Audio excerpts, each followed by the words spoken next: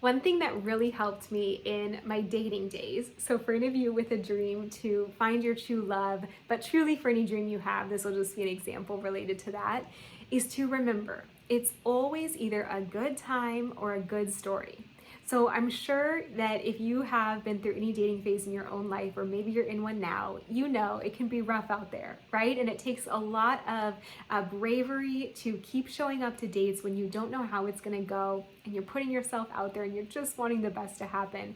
And so one way that I helped move through my fear around doing this is just to remember no matter what, it is a good time or it's a good story. I'm either going to have a great time meeting potentially the love of my life, or I'm going to be able, even if it's like the worst date ever, to laugh about it later with my girlfriends. And it'll be just a good story that one day when I'm old, I'm going to look back on and be so glad that I have, right? Because the good stories over and over again would be boring, right? You want to have a lifetime where you look back and you have stories to laugh about and crazy times that you had. So you might just have to go through a few of those to get the good stories for later on when you're old and gray. So I try and think of that for whatever scenario I'm in.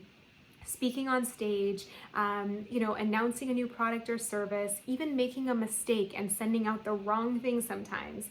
I try and really disarm the fear by remembering this is either going to be a great success story or it's a good story and I can make it right and I can laugh about it later and I will get through it.